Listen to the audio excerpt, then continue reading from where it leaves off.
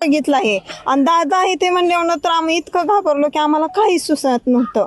कारण ही बारामतीची गुजबाईची शान गेल्यावानी गेली आहेत आमचे दादा. महत्वाचं. ताई आपलं नाव सांगा बरं. अनिता राहुल आटोळे. आणि ताई म्हणजे आजचा दिवस सगळ्या बारामतीसाठीच अत्यंत दुःखाचा दुर्दैवी आहे. हा आणि हे सगळं होत असताना तुम्ही म्हणजे ही सगळी घटना खूप जवळून बघितली. खूप पहिल्या जवळ साक्षीदार तुम्ही होते. होते. काय घडलं नेमकं? नेमकं फ्लाईट आली ना तिथून असं पलटी खरंच आली. मी म्हणते पडन पडन असं पडन. कधी झालं होतं का हो?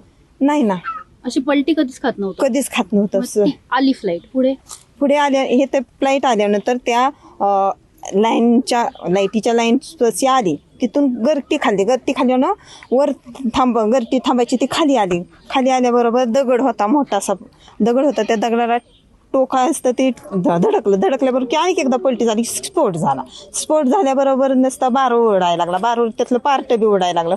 आम्ही घाबरलो सगळा एवढा मोठा पोट. तरी मुलगा आणि मालक पळत गेले तिथं. आम्ही आरडतोय नका जाऊ पुढं तरी ते गेले पण काय उपयोगच नव्हता. त्यातनं बोड्या बाहेर पडायला लागल्या फटाफटा. आवाज इतका दुर्दैवी घटना ही घडली कधीच आयुष्यात पाहिली नव्हती अशी घटना घडली.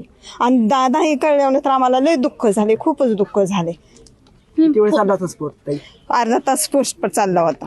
पण ताई म्हणजे ते विमान आलं आणि पहिल्यांदा त्या दगडाला थोडस धडकलं. हा धडकलं आणि पलटी खाल्ली पलटी खाल्ली. तिथे एक मोठा पत्थर दगड तिथं वरती. आणि मग त्याच्यानंतर ते स्फोट होत गेले असं एकदम एकदा स्फोट झाला पण त्यातून परत बार होत गेलं. दादांचं डोकं सकट राहिलं. इतकं आम्ही जवळनं पाहिलं ती त्याच्या बँकेची टाकाने इजवलं अंगावर पाणी ओतलं पण काही उपयोग नव्हता. आम्हाला माहित नव्हतं दादा आहेत म्हणून.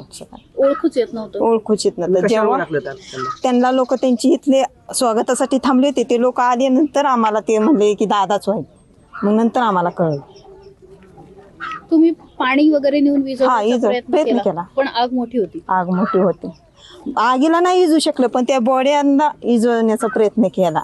कारण बोड्या तरी माणसांना माणूस काय म्हणतो धन तरी सापडायला पाहिजे. आतल्यांचं तर धन सापडलं का नाही काय नाही. आम्ही घाबरून गेलो होतो. बाकीचे दोनच आम्हाला बघायला गावले.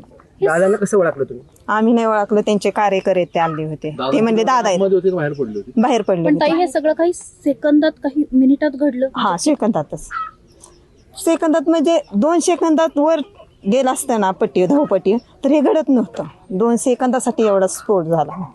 स्फोट होता ते अर्धा तास स्फोट होता. अर्धा तास जळत होतं. हो अर्धा तास जळत होतं पूर्ण. अग्निशमन दल विझवण्याचा प्रयत्न करत आलं होतं पण अग्निशमनामध्ये हे पुरतच नव्हतं. ते थोडं असल्यामुळे ते काही इजू शकत नाही. दुसरं येस तर अर्धा तास गेला तोपर्यंत ते आग जळत होते. आणि मग ज्या बोड्या 2 पडल्या होत्या त्या बोड्यांवर पाणी टाकायसाठी माणूस की ना त्याने आम्ही गेलो. आम्हाला माहित नव्हतं दादा आहेत म्हणून त्यात. पण त्याचे पार्ट म्हणजे स्फोट इतका मोठा होता की पार्ट पुढेपर्यंत येऊन पडले होते. पाठ इथं घराच्या भीती पत्र्या असं साईट नाही सगळं पडलं. आमच्या भोवताली बी पडत होतं पण त्या टायमिंगला आम्हाला काहीच कळत नव्हतं काय करावं. ह्या टाइम आम्ही नुसतं आरडतच राहिलो होतो. विमानाने किती घाट्या घातल्या? एक घातली होती अशी आणि हिथं आल्यावर गरगर 2 फिरलं आणि खाली येऊन पडलं. आता या सगळ्या घटनेनंतर तुम्हालाही कळलंय की अजित पवार आपल्या आपल्या नाही. खरं दुःखदायक घटना घडलेली आहे. आमच्या बारामतीची शान गेली. आता आम्ही जणू काय आमचं बाप गेल्यासारखं झालंय. हे जे आपण काय म्हणतो आई वडील असतात तसं वडिलांसारखं ते होते आमच्यासाठी. हे वाईट घडलंय. असं घडायचं नको होतं. आमच्या बारामतीची शान गेली खरंच. धन्यवाद.